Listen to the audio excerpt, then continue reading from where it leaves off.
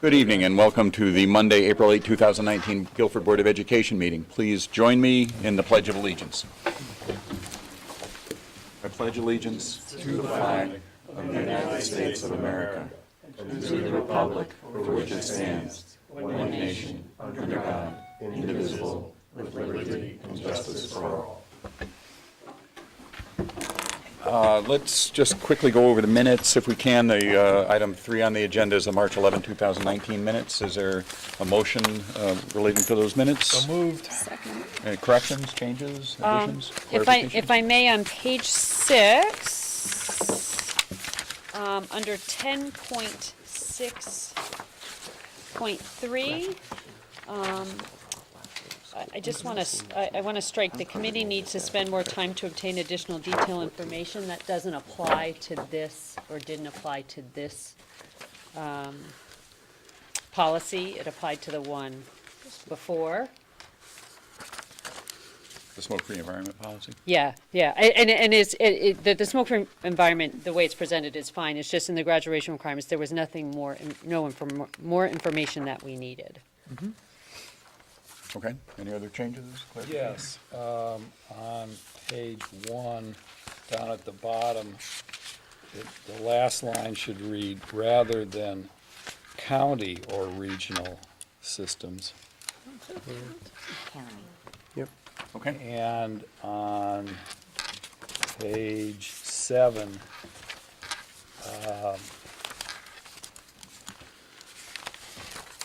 noted that under Operations Committee, first line, noted that the Operations Committee had reviewed as opposed to received. Those are the only changes, Mr. Chairman. Okay. So, without objection, any other changes or corrections? All in favor of the pending motion? Aye. Opposed? Okay. And then the March 25th, 2019 minutes, these are the workshop meeting that we had with the roundtable with the teachers, which I thought was terrific, by the way. Yeah. We can talk about that maybe a little later. Is there a motion to approve those minutes? Second? Any corrections, changes? There were no, well, actually, there were motions relating to the budget. All right, absent any corrections, all in favor of the motion? Aye. Opposed? Okay, thank you. Item 4 is public forum for topics on the board agenda. Anybody wish to be heard? Please, come on.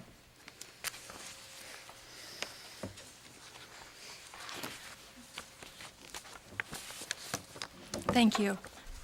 Polly Reeder of Moose Hill Road. And I apologize, I didn't fully prepare this. I hope to make it succinct. Just with reflection after the meeting of the policy committee and the new policy that I believe is on the agenda with regard to vaping,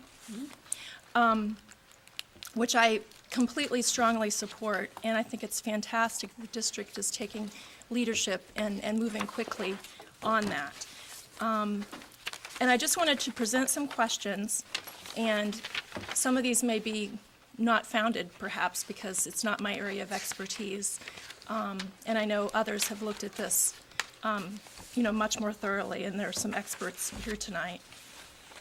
But it struck me that it seemed like what was being, in putting it in place in the policy, was primarily disciplinary consequence of that behavior in school. And of course, there is, and should be some consequence. But I just wanted to ask or present a few questions for consideration now or perhaps before you vote, which is, I believe it was pointed out at that meeting that this may be a precedent to have a student's disciplinary behavioral issues carry with them from middle school into high school. I don't know if that's still in the... So if I may address that. Yes, thank you. I asked a question about that, and in fact, it is not setting a precedent for that. Okay. There are other more serious infractions that a student would carry with them from an earlier grade if in fact they had a a cumulative record for doing that. Does Okay. that answer your question? Yes. Okay. Yes, thank you. And then, secondly, it had occurred to me just with, I mean, the whole issue around vaping is, of course, the really fast addiction that can very easily come from that. And so then I was concerned about, as I'm sure many people are, and that's the reason for the policy in part, is, with having this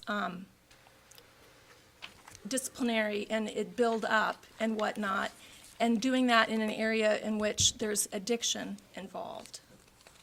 Do you know what I I will I mean say by that that- one of the things that came up in the policy committee meeting in which this proposal was brought to us was a discussion of supplementing this policy and regulation with activity at the school level that addressed children's addiction needs, if in fact those were identified, as well as other, there are considerations now of kind of peer activity, peer presentations to try to kind of influence different behavior in in a positive way, not just in a disciplinary way. I don't know if Dr. Freeman has anything to add, but I know that it's on our agenda to discuss later. I'd be happy Yeah. to speak Well, to I it when the think, agenda item comes up.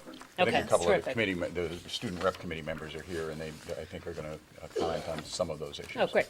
Well, Perfect. and just to clarify, for sake of time, I'm not intending to engage in discussion. I'm happy to just kind of go down a list of points or thoughts. Yeah, go ahead. so Because whatever- this is a business meeting, and we do need to keep Right. on task. Right, exactly.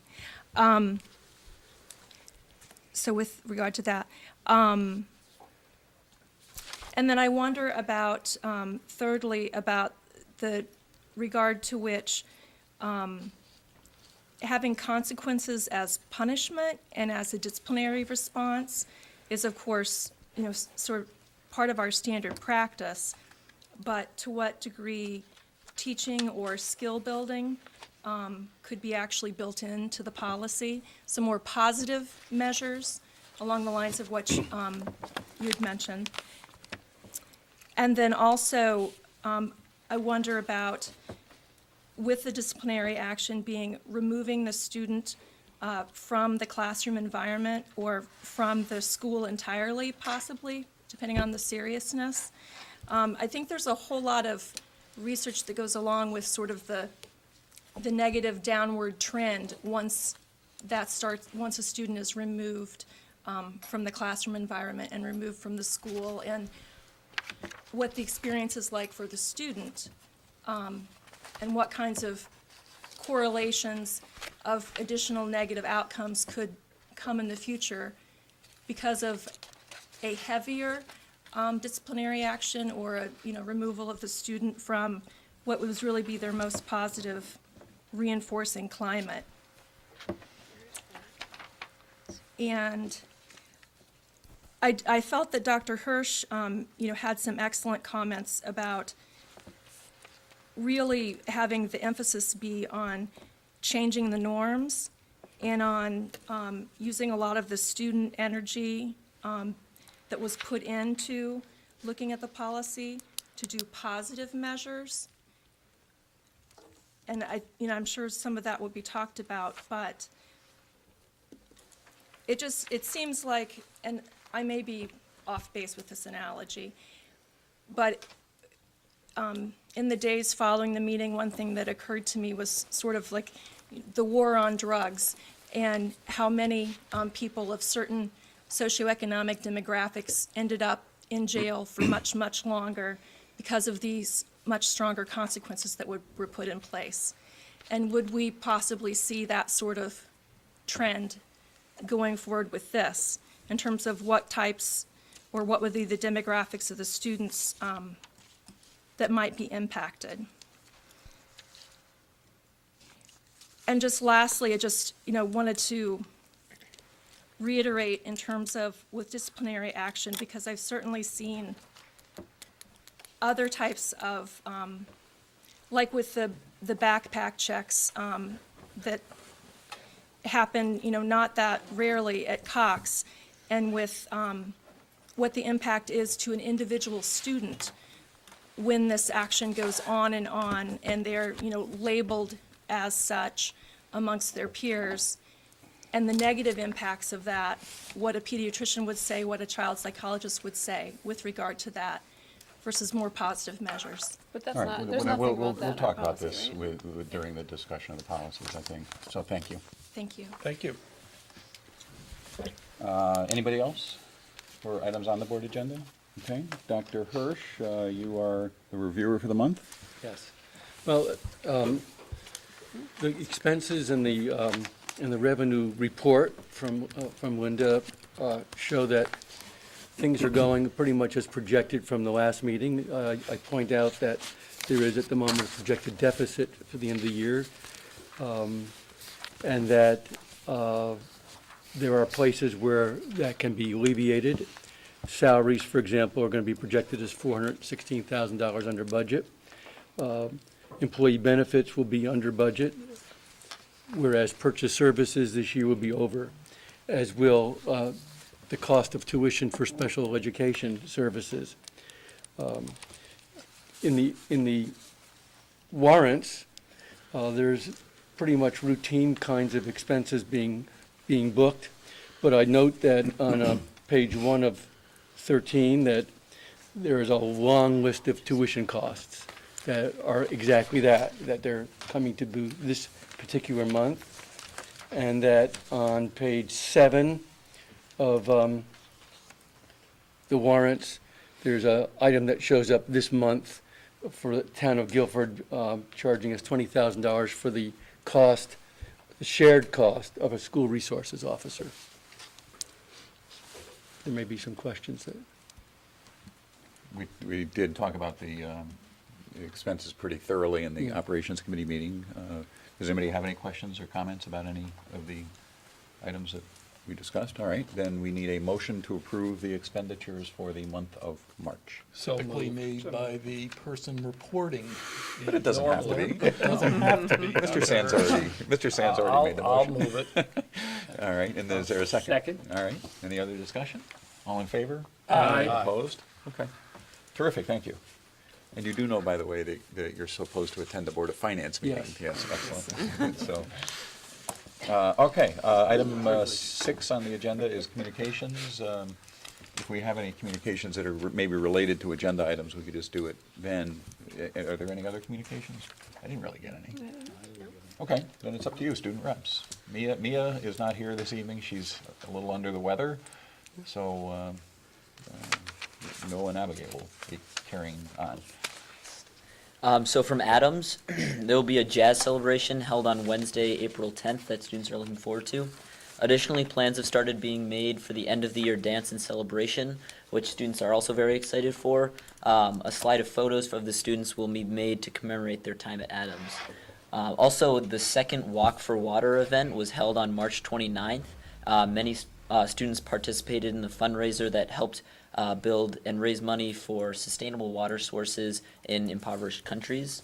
At Baldwin, SBAC testing in language arts is just about complete. The tests have gone very well, and they designed a testing schedule that allowed for shorter, more frequent testing sessions, and that really helps students decrease their stress.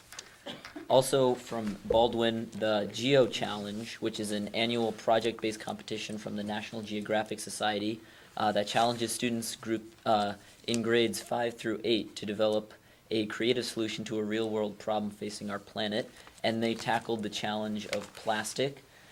Students learned about watersheds and plastics in their lives and communities. They told a fact-based story about plastic pollution problems and tried to find solutions. And finally, they produced a video about their solutions. And in New England, over 1,000 teams participated in this challenge. And Baldwin Middle School, their team name was Team Hammerheads, and they did very well. And they were one of 16 teams out of the 1,000 pool invited to present at the regional final in Chicopee, Massachusetts, on March 29th. And then from Melissa Jones, Last week, they had a successful math night with math games in the cafeteria from 6 to 8 p.m., along with the spring book fair. They just finished the Sarah Readathon and raised almost $4,000 for Sarah. Parent-teacher conferences were held for all grades K through 4 last Thursday and Friday. And finally, the Melissa Jones Queen Bees participated in the GFFE Spelling Bee, and they had a very fun night last Friday.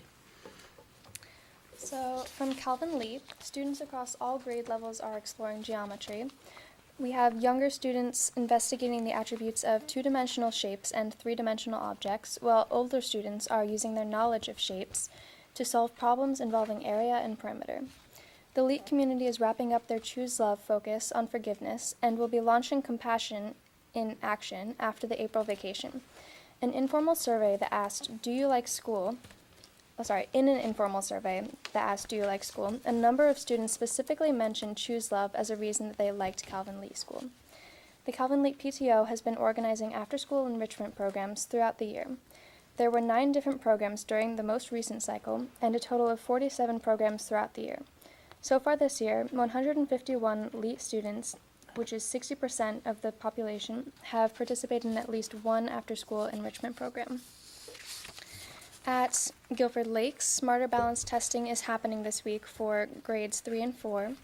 Students have been focusing on science in the curriculum as a part of the Next Generation Science Standards and have been designing and conducting a variety of experiments and learning about other science concepts like force and motion, sound, and engineering.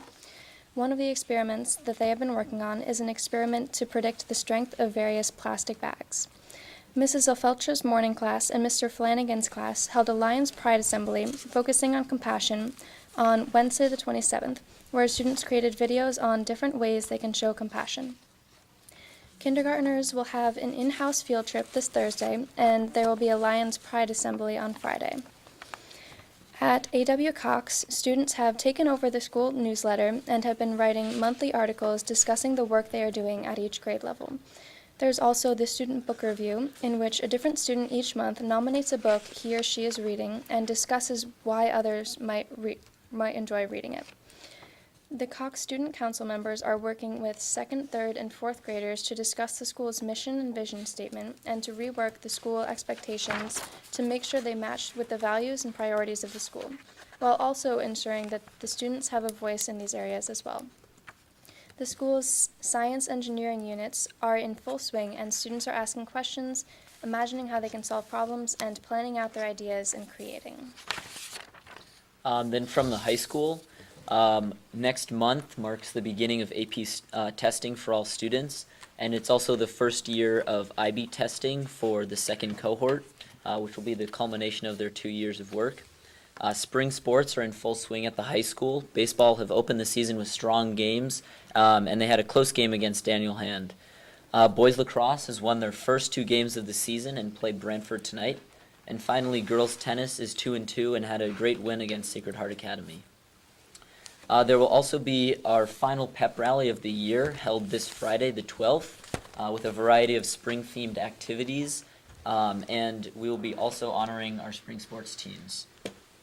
The intramural volleyball championship will be held during the pep rally as well, the 12th, and it will be between one student team and a teacher team, and the students are really looking forward to that. Finally, the high school just hosted the 13th annual GFFE Adult Spelling Bee on Friday, April 5th, and it was 49 teams of 3 members each, and it was a great night.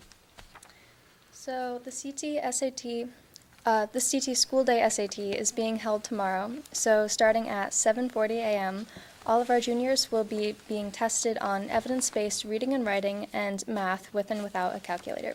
Mr. Macenti has been extremely helpful in getting us motivated to study. April break starts this Friday and will continue until next Monday.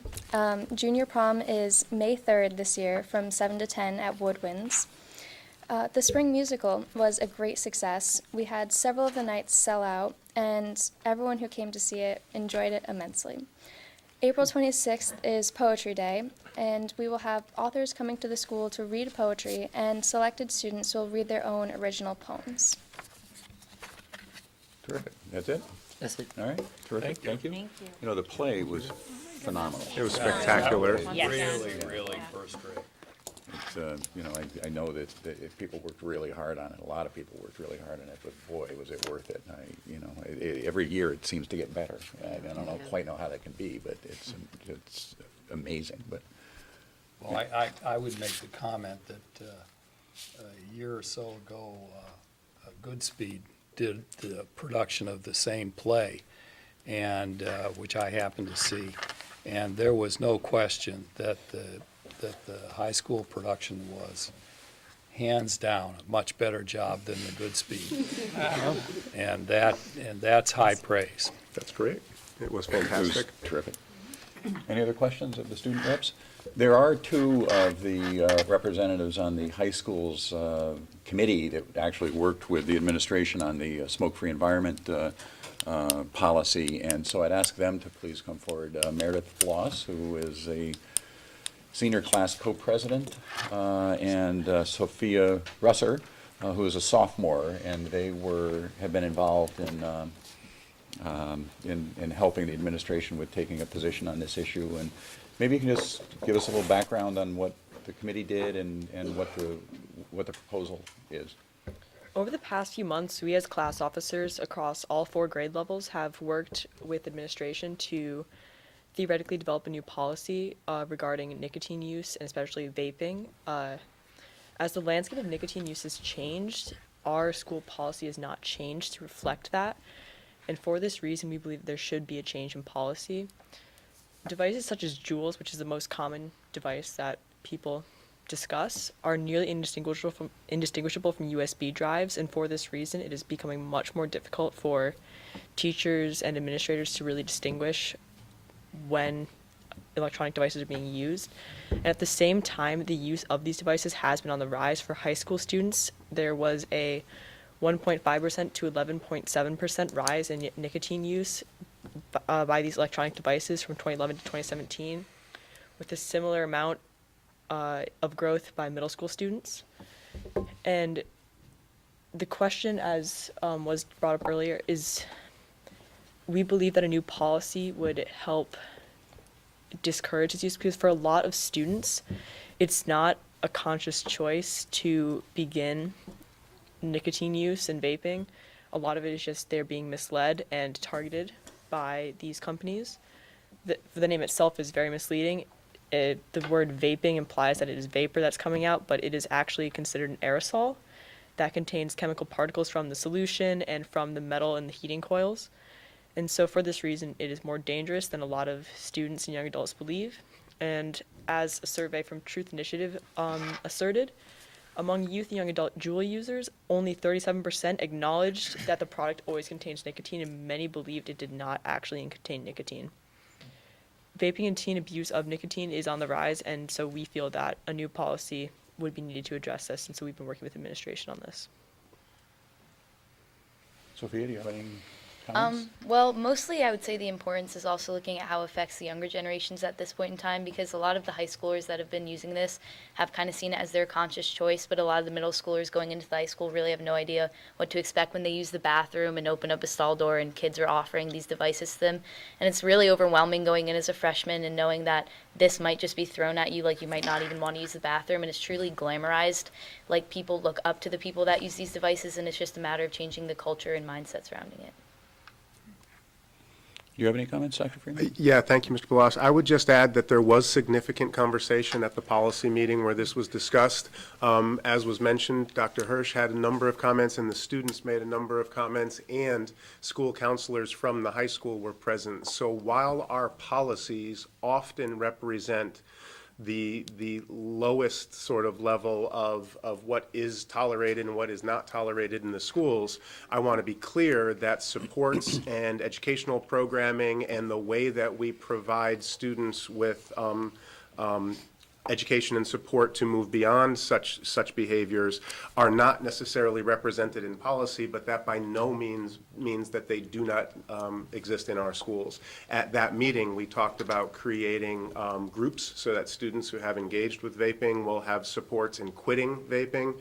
We have worked with outside organizations like Project Courage, and we're looking at a number of ways, some of which you'll hear about shortly, to make sure that students are receiving the education, the support, and the positive supports that they need. But a policy often simply represents those things that are not going to be tolerated in our community. And yes, there are going to be consequences associated with those policies, but I don't want anybody in the community to assume that our response ends with consequence. It simply does not. And there are always positive supports that are part of that response. If I recall, we also discussed a theoretical partnership between student-athlete leaders regarding promoting a positive influence on the issue. And conversations about high school students traveling to Adams where they could speak to younger students, and partnerships with organizations in the community like DAY. The statistics that Meredith quoted, I want to make clear, are, I would assume, national statistics. National. They're certainly They're not local not Guilford with- statistics. This is a problem writ large, and we are fortunate in Guilford to be able to partner with organizations like Guilford Day, because it's not something that is unique to our high school. These are our community members, and we'll support them both in and out of school. And our goal, I mean, as being on the policy committee, we talked about, like you said, our goal is to really educate. And with all the things that Meredith was talking about, really looking towards the middle school.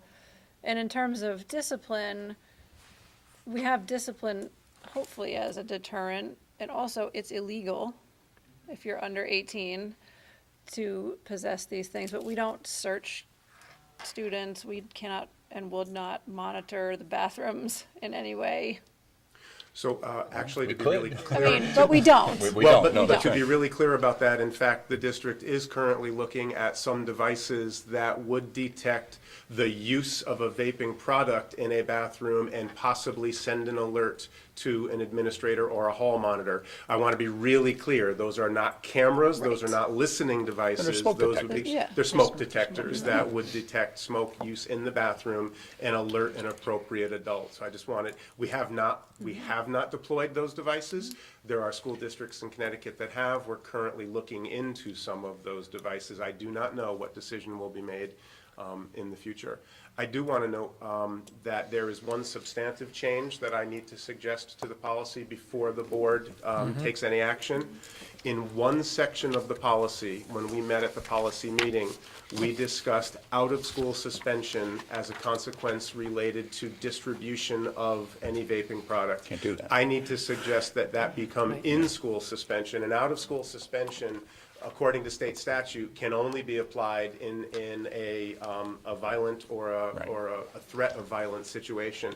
And in fact, in this case, by placing students who distribute an in-school suspension, we can begin the education and the intervention immediately with school counselors, school social workers, who would have access to the students while they are in school for the duration of that consequence, rather than out of school not receiving that kind of education and support. So while I appreciate the suggestion to stay in alignment with suspension statute and policy, I need to suggest that we change that to an in-school suspension.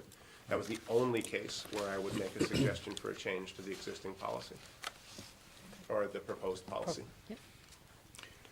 Do you guys think the kids understand, this is kind of an unusual product in that it is designed to be addictive, right? I mean, they've increased the nicotine levels in this way beyond what are in cigarettes. I mean, do and not it- believe that students understand the danger of using it.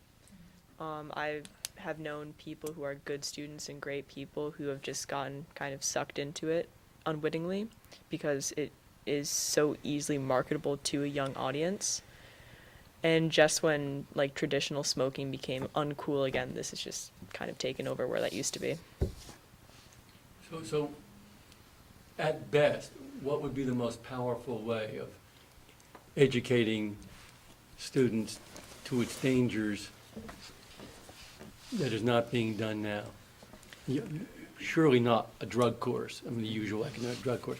So what, from a student's point of view, what do you think might even have a chance of getting people to hear the facts, much less the value question? The difficult thing is there isn't really that much research on it as of right now, just because it's so new. Like, as a product, it's very, very recent. I think that one thing we need to be aware of is that kids don't really respond to adults as well as they might other kids. Like, sometimes when a teacher says something, you do the opposite just because it was the teacher saying it. Like, I know with advisory, it's commonly regarded as just kind of like, oh, advisory, like, here's 30 minutes, let me just go sit there on my phone. It's not really effective anymore just because of the current atmosphere surrounding it. So I think that something different has to be done with either student leadership or maybe someone who specializes in recent research on it, and otherwise it's not really going to get through to people. I believe that a stronger policy, like from a, and it not including the counseling factor, but just the like ink on paper policy section would enforce the idea that this is quite frankly a bad thing. What students don't understand is that it is something that is dangerous. It is just as bad as regular cigarettes, and it does not help you to be doing such a thing. So by having a strong, concrete policy in place that can help set in place an idea of just stopping before it starts. So in some schools across the country, they have honor systems, honor codes, in which the students themselves not only help promulgate the policy in conjunction with the larger administrative policies, but the students end up becoming both educators as well as enforcers.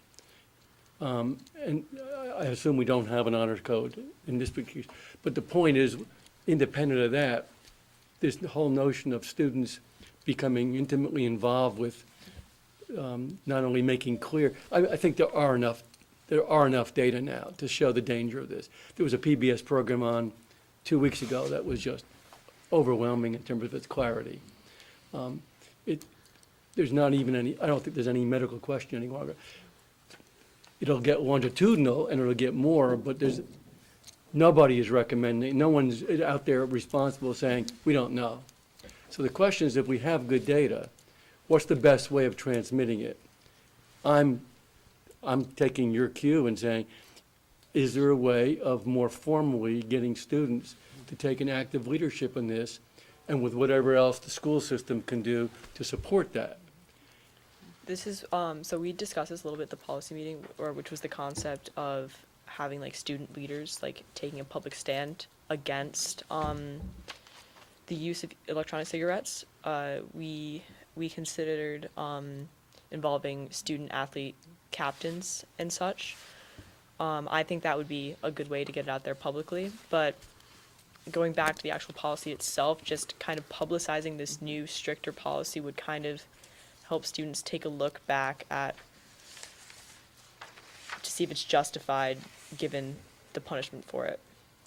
I think that the athlete thing is really important, because when you have the 8th grade students coming up next year, and we're really trying to target kids as they get here in education, those kids that are going to be in a sport when they start, they're going to start before school starts this year. They're going to have captains practices, and to get them a sense of what's going on and the danger of it, and also give them a sense of support when they get here, when they're confronted with it potentially in a bathroom, that they have their team and their captains that they can look to for support before they're even really I would agree with that. comfortable For an here. issue like this, prevention is really the best and almost only policy. Not that it's the only policy, but it's the best and most effective. So having a strong role model that's an upperclassman, right from the time you step in the doors, would really be a good policy to help get that. So what in I'm place. hearing is that some of the educational programs should be more proactive than reactive I would agree. and facilitated by students. I have a question about addiction. And do you see, the kids who say, like, fell into it, didn't even intend to fall into it, and now they're kind of, it's so addictive that they can't get out of it. Do you see a large population of that now? Of the kids who are doing it, I mean, it's hard to know, you don't know them all intimately, but do you think it's more of an addiction than I'm cool, I'm vaping, this is... appear? I believe it is an addiction. Yeah. I've heard of students who have tried it just to initially be cool, but then from there they've tried to stop and they just can't. That's what it does. I know, but my Yeah. point Yeah. is like, Yeah. we need to Definition be of able to addictive. support that in some way, shape, or form, and they need to be able to go to a safe spot and say, gosh, I need help, and they're not going to come to an adult, they're Yeah. going to go to a peer. Or they might come to an adult, but if that relationship is started with prevention, it should also be started with reaching out to those kids who are struggling to, you know. A lot of them definitely get defensive too. Like I know some of them personally, and if you say like you have a problem, you are addicted, this is no longer a choice, they definitely are more likely to just kind of go back into themselves and stop talking about it. If you make them feel targeted, it's not really going to be as effective as if you just give them an option and a way out of it, because they're in denial for the most part. Interesting. There's another component to this we haven't even talked about, and that is, you know, the 17 hours a day when they're not in school. Right. And our, you know, do parents understand what is going on and the depth of the problem? I don't know. Did you guys talk about that? Is there? We didn't, you know, I mean, that's hard to know, right? I mean, we can, you know, I think our best bet, as you're suggesting, is education. Our reach beyond that for anything after school is quite limited, but. And again, makes the point that this is larger than the small policy component that we're asking you to approve tonight. So the reason I mentioned it is, I think it's a pretty safe bet that if somebody is vaping in a high school bathroom, they're vaping at home. Probably They're at home. vaping, right? Absolutely. They're vaping, all the way home. they're Some vaping kids on the way maybe home, even in front of right? their I mean, am I wrong? You're right. Yeah. Well, so I mean, we The can. question is, who in the community is taking the lead on this? That is, who initiates the conversation with parents, the Rotary clubs, the students themselves? Is there a voice in the community that is at the moment? Yes. The developmental assets Yes. for youth, which is a kind of a partnership between a bunch of different groups, but they would be the obvious, for me, they would be the obvious choice to try to take the lead on it. Have we tried to talk to them? Very much, yes. It's an active conversation with Day and with the schools. And again, there's a number of pieces that are being rolled out tomorrow. I'm jumping the agenda a little bit, but tomorrow is Connecticut SAT Day here at the high school. And while the 11th graders will be participating in the administration of the Connecticut SAT, 9th, 10th, and 12th graders will be participating in a series of informational topics. Those topics include some presentations of student capstone projects, a presentation on the prevention of sexual assault, an anti-vaping presentation, a presentation on addressing and lowering your own levels of stress and anxiety, and a presentation on bullying prevention in the school as well. And that is being produced by a student theater group. So again, that is to some degree adults presenting the information, but when we have opportunities like bringing in a student theater group, which is youth speaking to youth, we need to continue to do that work. We need to figure out how to address the other community organizations, how do we get the information out to parents, and how do we continue to work with and among the students so that high school students are speaking to Adams students, and we're finding ways to leverage that. And we're not the only school district thinking about those ideas right now. Every school district in Connecticut is trying to figure out how to get that message out. It is particularly disappointing in that we spent years in a different part of my career trying to reduce traditional smoking in schools. And it was an issue here in Guilford High School a long time ago that people didn't feel safe going into the bathrooms because of the tobacco smoke. And we sort of had that done, and now there's this new version, and it is harder and it is more challenging to catch, and it's more addictive to those who use it, but we're back trying to address a very similar issue to one that we dealt with some decades ago. My knowledge about this is less than our wonderful students here. But I will say, this is such a second or third-hand conversation, but a conversation I had with some kids who talked about the fact that it helped relieve their stress, right? So that we also have some. Got to find more positive ways to work. Amen, but the point is, right, Yes. I mean, we have several We're topics. self-medicating, yes. We have several topics that are intertwining. Absolutely. And we need to, I think we need to be aware of that as we talk about any and all of them. Because it, you know, that it's not necessarily a surprise that kids may be using that to kind of calm themselves down. So I want us, as those of us who are thinking about how to improve education around this, need to be aware of the intertwining components here. I'd just like to jump back quickly, if I may, to a point that was brought up of the education of parents as well. I think extending education is the education of the addictive nature of these devices is very important, especially to teachers as well, who can easily identify the issue, because I know there have been several instances where I have seen these devices being charged in school-issued Chromebooks, and the teachers just didn't know what it was. So I think it's extremely important to educate students coming into the high school, as well as parents, but also educate these teachers that can identify the issue firsthand. Absolutely. Sounds like a topic for the convocation. I mean, it's a gateway, it's really a Yeah. gateway drug issue, and it's nothing less than that. And it really is, in some sense, a drug crisis question. The question is, who in the community has enough moral force, much less educational force, to sort of make the case so that so it's pervasively a message, as opposed to it happening more haphazardly. I'm suggesting maybe the board takes a stand so that the community itself says the leadership on this is being done by the people who care most about education formally. And then we work with these other groups to say, it's not just us, but it's risen to a really, we're not going to be reactive any longer. And is there something we can do that, in essence, initiates a much broader and deeper conversation at the community level with adults, but particularly then work with students, so that in fact they get empowered to become part of the educational force inside. We know that in athletic teams, the most powerful force for change are the athletes themselves. You change the entire culture of a team depending on how you get socialized when you come onto it by the leaders. So the seniors become more important than the juniors. Well, we can just amplify that. There are many more groups in the school that have influence besides the athletes. I would agree. And if they ask the question, how do you get different groups that have different kinds of influences saying the same thing for the same reasons? And if we can support that because it's us, not you, then it seems to me it becomes pervasive. That's how you change norms.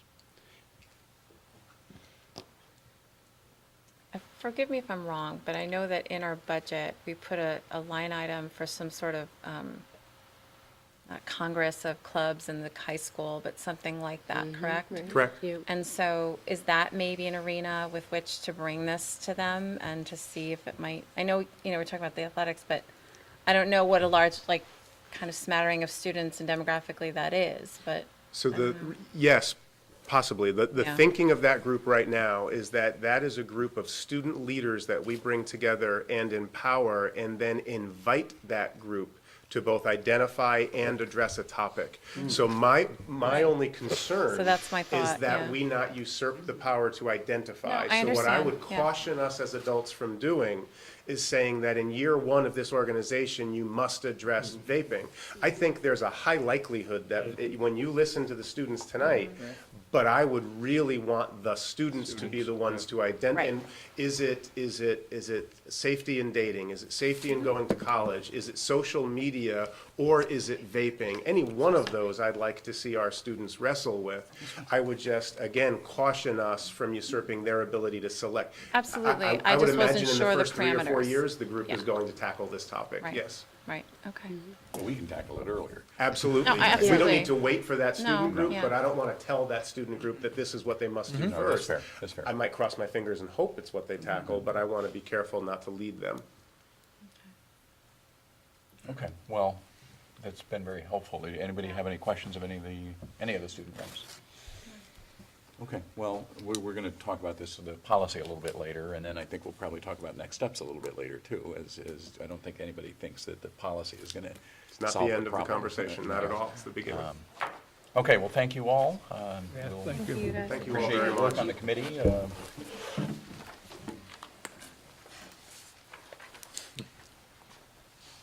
Okay, so we're up to superintendent's report, item 8. Yep, which is just slightly longer than it appears on the agenda, but still very short. So first, I do want to remind the whole community that tomorrow, the town and school budgets go before the town referendum. There will be voting at 4 of our 7 schools, at Melissa Jones, Leet, Cox, and Baldwin Middle School. This voting will be taking place while students are in the building, so I do want to remind the community that we have security measures in place, and I have spoken with Chief Hutchinson. While there will be locked doors and an increased awareness within the building, there will also be increased police presence at all of our schools that are voting locations. There will be parking accommodations made for all of those locations. I also want to note, however, that the budget that moves forward on the school side is what I have described as the most modest budget increase to come from this administration and this board since I have been involved in the school district. It comes to the community at a 1.77% increase, or an increase of approximately $1 million over this current year. The only new dollars that are included in this budget were mentioned. They are dollars around professional learning, primarily targeting student social and emotional wellness, as well as some that are there to continue the important curricular and instructional work that has been begun and carried on for 20 years by Dr. Keene and is now being handed off to Dr. Crystal as she moves into her central office position. While there isn't a lot of new in this budget does continue our focus on excellence. Specifically, it continues a focus on academic excellence by maintaining very positive class sizes, by maintaining a really expert teacher coaching model that we have built over several years, by maintaining professional learning community time for every single certified teacher in this school system, who in addition to spending time with his or her students, spends time collaboratively with colleagues working on their professional practice. It continues a focus on special education supports that we have been building for 7 years now to keep more of our students home here in Guilford. And it continues a relatively new focus on the social and emotional health and wellness that we have begun discussing tonight. So I want to remind the community that this school budget, as part of the larger town budget, comes before you tomorrow. And I want to encourage every community member to be part of making civic decisions in this community and to participate in that referendum. One small note, I do want to note that the second turf field on property here at the high school is currently under construction, and the carpet has been removed and the foundation is currently being removed as well. The work that is happening on that second newest turf field is being done under warranty. It is being covered at the cost of the vendors who installed that field initially. It has no cost included in the referendum that is taking place tomorrow. There is no expenditure that is related to either the school or the town budgets that are being voted on tomorrow. And so first, I just really wanted to remind the community about that vote taking place. I also wanted to mention Connecticut SAT Day tomorrow, but Noah stole my thunder a little bit, and I wanted to mention all of the other programs that are happening. It's worth noting that in some high schools across the state, while the juniors are in taking their SATs, it can become a wasted day for students instructionally in the other grades. I'm very proud of Guilford High School in that they have taken this day, and while one grade is focused on an important standardized assessment, the other 3 grades are focused on those social and emotional wellness topics that we've talked about.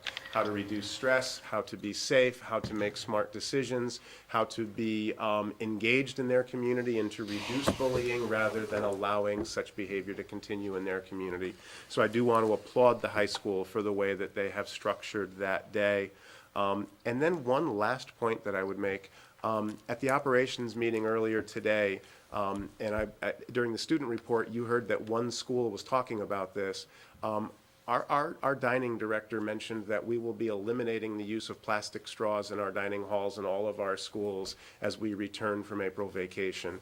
I know that sounds minor, but we're really proud of that. We eliminated styrofoam trays some 6 years ago from our lunchrooms and breakfast rooms. We will be eliminating paper straws, and we do that not Plastic straw, I'm sorry, we'll be eliminating plastic straws and replacing them with paper straws. We do that not simply because it's the right thing to do, but we do that because we hope that it's teaching the right thing to do as well. We're absorbing the additional cost of that, but we believe that as well as serving lunch, we are delivering lessons in how to be stewards of our community and our planet, and we think that that's an important step. And I want to applaud Ms. Biagetti and the entire dining services staff for helping to move us in that direction. And that does conclude my report. Okay, questions, comments? Okay, well, thank you very much. Thank you. So a board agenda, we've got some personnel items. 9.1 is to ratify the resignation for the purpose of retirement of Dennis Culleton, who is a social studies teacher and an excellent one at Adams, no, he's at Baldwin. He's at Adams Middle School. It says Baldwin. It says on the Baldwin, agenda. should be Adams. I was gonna say, I thought he He's at Adams moved Middle for his School. last You see him riding his bike up to the, to Adams, right? And very active in the Witness Stones project, and really a kind of one of our great historians in town. So is there a motion to ratify his resignation for the So purpose of moved. retirement? Second. All in favor? Aye. Opposed? Okay, and then we have a resignation, Claire McCarthy, Baldwin Middle School, 2 years. Is there a motion to ratify her resignation? So moved. Second. All in favor? Aye. And then ratify up 2 appointments, a little late in the year, but nonetheless, that's when it came up. Lauren Torraco, a social worker at District, and Chelsea Colonies, Baldwin Middle School psychologist. Is there a motion to ratify those appointments? So moved. Is that date accurate? I know, December 3rd, Yes, 2019. that position has already been filled, and we have been late in getting the approval to you. Should So it it should be say 18? 18. Yes, 18. Ah, Thank you, Gary. I Okay, misunderstood the question. so Ms. Colonies is effective December 3rd, 18, and Right. Lauren Torraco would be May 6th of 19. so moved as amended. All right, second? Second. Second. All right, all in favor? Aye. Opposed? Okay. So 9.2 is a kind of a nice topic. We are late enough in the school year now that we can set a graduation Yeah. date regardless of what happens Thank goodness. with bad weather moving forward. And I think right now the graduation date it's a Friday, right? This would fall on Friday, June 14th. It would be Nice how that after the works out. required 180 days for our seniors, and after your approval tonight, even if we were to experience an April or May snowstorm, this date would hold and be official, even if we should experience a closing between now and that date. So, Mr. Kazin, do you want to make a motion that we set June 14th as a graduation date? Flag Day. So moved. Second? Second. All right, any questions, comments? All in favor? Aye. Opposed? Okay. Thank you. That's terrific. So, Yeah. and it's nice that it's on a Friday. It is nice that it's on a Friday, Yeah, and regarding any families. emergency or weather-related closing, that date will hold at this point, after April 1st. Very good. So 9.3 is to renew something that we've been doing for the last several years, and that is to participate in the State Department of Education's Connecticut Nutrition Standards for Food in Schools. We receive a modest reimbursement from the state of 10 cents a meal for participating in this, but we've been doing it for years anyway, and it's working and it's fine. So I think we've been told, it's suggested that we need to, first of all, move to participate in the program for the 1920 school year with the existing exemptions. I understand some of the concession areas, for example, at the football field and so exactly right. forth. But what so that we, first of all, continue with the healthy food certification program with the existing exemptions. So is there a motion in that effect? So moved. Second. All right, any questions? We talked about this quite a bit in the operations In the meeting. operations So, meeting, all yeah. in favor of the motion? Aye. Opposed? Okay. 9.4 is to receive for possible action a recommendation to increase pre-K tuition fees. Who wants to talk about this? We talked about it in the operations committee meeting. And do you want to talk about this, Mr. Sands? Sure. We looked at, on 2 occasions, Operations Committee has looked at this issue. We haven't changed these tuition fees in quite a while, and we looked at what other districts have done, and it's clear that some modification here is required. So I would make a motion that we increase the tuition for pre-K students for next year by 10% for both the full day and the half-day participants. Okay. And is there a second to that motion? Second. Okay. We did talk about this quite a bit in the Operations Committee meeting, and I think we're trying to balance what's fair to, well, and these are obviously only the non-identified special ed kids. Right. And so this is part of the program to make sure that the pre-K special ed kids have time with peers. Right. But it's a great program, and so there's actually a wait list on it, and so we don't want to be terribly out of line with the market. On the other hand, we don't want to discourage participation in the program either. Exactly. So I think this is probably a good balance. So motion's been made and seconded. All in favor? Aye. Opposed? Okay. Thank you. And now 9.5 is to act on transferring the Upper Cox Fields to the town of Guilford. This is, again, something we've talked about in some detail. Mr. Baglio, do you have a motion? Yes. That the Board of Education officially transfers the Upper Cox Fields to the town with the acknowledgement and understanding that pesticides may be applied as necessary as outlined in the Park and Recreation's IMP plan. Okay, and motion's been made. Is there a second? Second. Okay, we should talk probably a little bit about what this means, right? There are two soccer fields a pretty long way from Cox. They're technically on Cox property, but they are back toward the Bishop's fields, actually the Raspberry Fields over off of Dunkrock Road. They are not used by the school, as far as I understand, for anything. Not used during the school day. They're too far away from the school to be used for recess. They're used basically for soccer, for either town leagues or others, I suppose. They are in rough shape.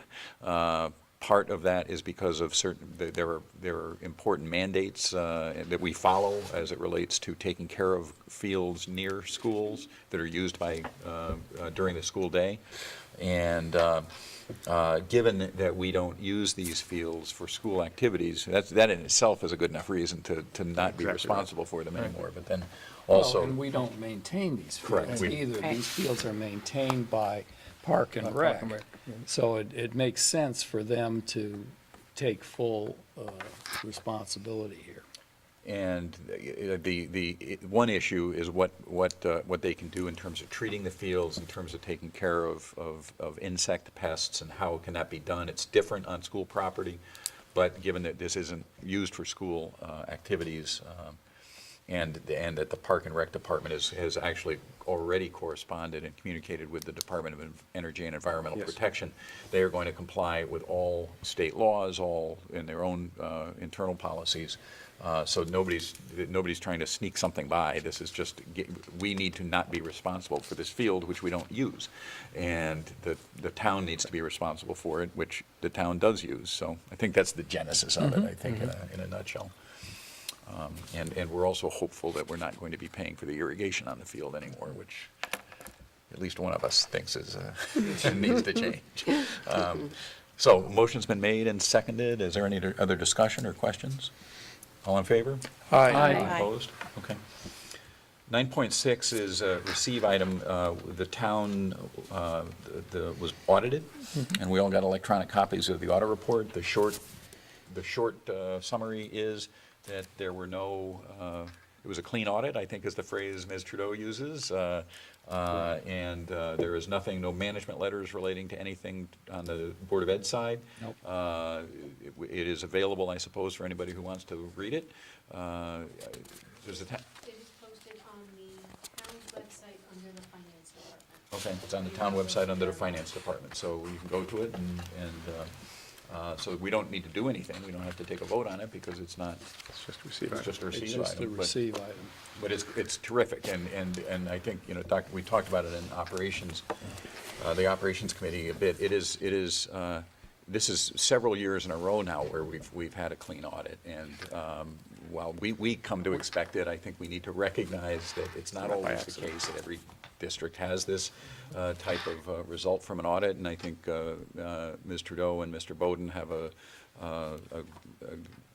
great deal of the responsibility for that, and so I think we want to just recognize that these clean audits are not accidents. They happen because of a series of conscious decisions and strict controls, and so while that's what we expect, we are very pleased that we've got another clean audit, so thank you. The next three items are to receive some donations or approve some donations. The Guilford High School Baseball Booster Group wants to pay the salary of an assistant coach. Is there a motion to approve? So moved. Second. $3,160 donation. A motion's been made and seconded. All in favor? Aye. Opposed? And is the next one right? Is it the girls that have the lacrosse that have two coaches, or the boys? I thought it was the other way around.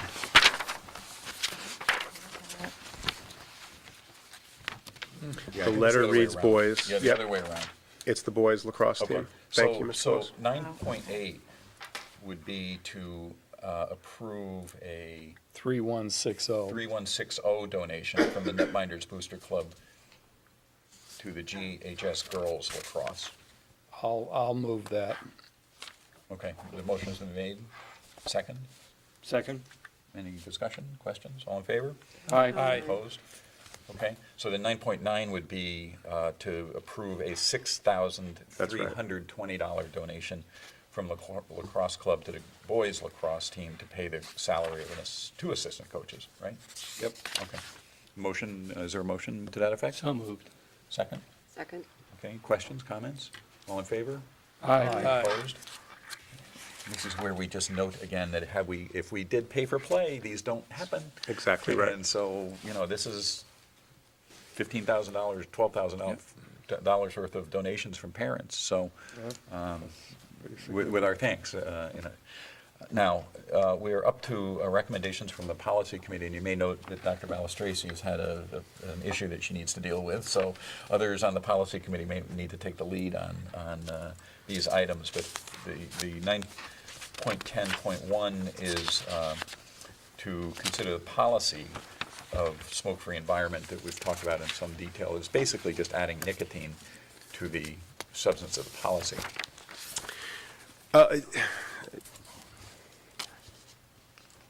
So it does, in the policy itself are very minimal changes. Right. Most of the changes that we have discussed fall into the reg. So yes, Mr. Blas, you're right, the changes there are minimal. And it's actually policy 5322, though the agenda says 5132. Okay, 5322? Yes. Okay. But, given the discussion previously, we can talk more about the reg in a minute, but I would just move that we adopt the policy as written and amended. I'll second it. Okay, motion's been made and seconded. All in favor? Aye. Opposed? Okay. Now, the regulation is, so the regulation is 5322? 5322, and the version before us, I believe, makes all the changes Superintendent Freeman discussed by having a increasingly larger amount of time for in-school suspension, but no out-of-school suspension. And I would just note that those changes were made collaboratively, as it was mentioned earlier, with the Adams administration, the high school administration, and a very engaged student and parent group who went through the regulations. I think that they are thoughtful and well laid out, and we discussed them at some length at your last policy meeting. And again, tonight in earlier discussions. So we had the benefit of terrific participation at the policy committee, and I'd move that we adopt 5332, the regulation, as it's before you. I will second that. Okay, questions, comments? Motion's been made and seconded. All in favor? Aye. Opposed? Okay. And 9.10.3 is a policy relating to graduation requirements. Do you have those pulled up? Can you just summarize those? I do. So 6310 is the policy and commences with the class of 2023. And the changes have to do with increasing the amount of credits for the STEM elective and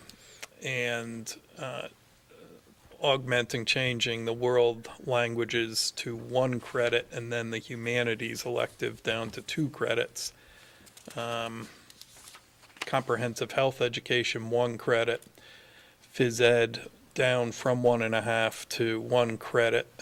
And mastery-based diploma assessment to be 1 credit for a total of, my battery went out on my. 25 credits, which all keeps us in alignment with the current legislation that is passing through this session, and which, at last I have been apprised, we do anticipate moving forward.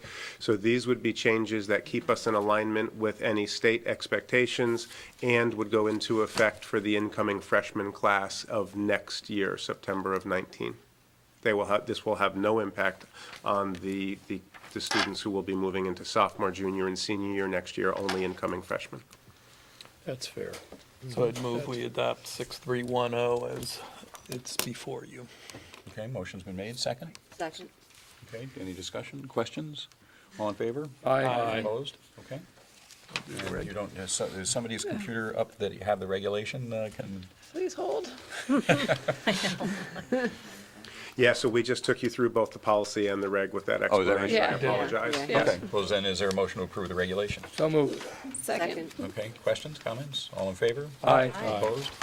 Okay, we need to add an agenda item. Thank you very much to the policy committee for those. We need to add to 9.11 budget transfers. Is there a motion to add to the agenda, act on approval of budget transfers for the 2018-19 year? So moved. Second? All in favor? Aye. Opposed? Okay. So Ms. Trudeau is requesting that we transfer to the special education tuition line $400,000, $300,000 from teacher salaries, and $100,000 from supplies and materials, both of which are somewhat underspent at this point. And that's it, right? And so is there a motion to approve transfers in those amounts? Did you get those 400,000? Okay. Is there a motion to approve those transfers? So moved. Second. Any questions, comments? We did talk about this a lot, again, in the Operations Committee meeting. We did. All in favor of the motion? Aye. Opposed? Aye. Okay, great, thank you. We are up to committee reports. Policy Committee, is there anything else going on? Nothing beyond what was discussed. Okay. Operations Committee, Mr. Sands? Well, we discussed the current projections for the year end, which, as you heard, are in the vicinity of a $370,000 deficit. Obviously, the administration is working to try and cut that down. It's still early days, but we're all keeping an eye on it. We reviewed the healthcare cost experience so far this year, which has been positive. It's down, our costs are down 6.4%. It's a little early to know how the whole year will come out, but this trend is positive. We discussed the pre-K tuition situation, which we voted on. We reviewed the healthy food certification process again, and we reviewed the status of various renovation projects that will be worked on this summer. We have another busy summer of renovation work, but this is some things that we really need to get done, and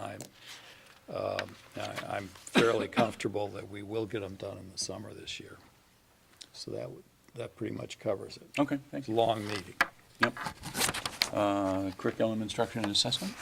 We met March 25th and covered 3 topics. We talked about the redesigned geometry at Guilford High School, and changes to leveling, and we did receive a brochure from the high school that will be going out to parents for communication. We also discussed the Next Generation Accountability Report, which the full board did already receive, and got some data over time about high-need students in the district.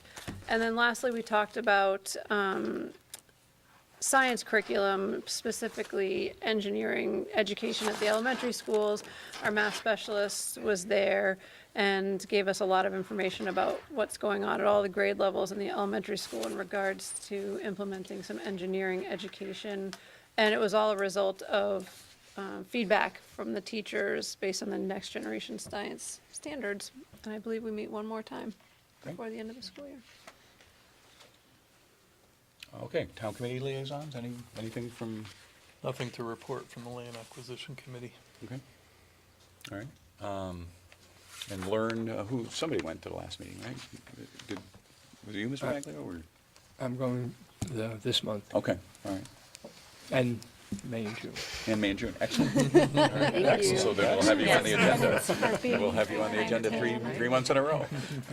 And I forgot to, I was gonna mention this, at one of the workshop meetings, maybe we could have to invite somebody from Day to talk about the vaping issue. Sure. Yeah, that would be good, yeah. And I don't know, what do we have left for workshop meetings this year?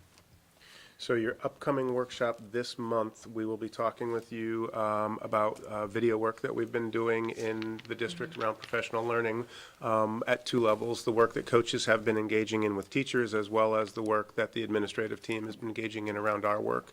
There was a second agenda item, I thought, for that evening. No? Not to my knowledge. And then I don't have that calendar in front of me, Mr. Bloss. I'm not sure what we have. For May, that was May. supposed to be the historical perspective, but that would be a good time to probably That would be a add great that. time to do that. Let's do that. So part That of, would give them some time too, to Yep, collect to prepare. Yeah, I wouldn't their want to ideas. spring it on them to be here in Yep. 2 weeks, no, that's not fair. no, not at all. That works well. Good. Okay, that's great. So that'll be May, Fourth. fourth Monday in May, if it's not Memorial Day. 28th. It's Tuesday. It's the day after Okay, Memorial all Day. right. Okay, I think good. it's the 28th, maybe. Yep, could be, okay.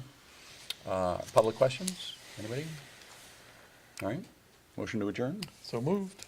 And All in favor? Second, all in favor? Aye. Opposed? Okay, thank you very much, everybody. A lot done in a relatively short meeting.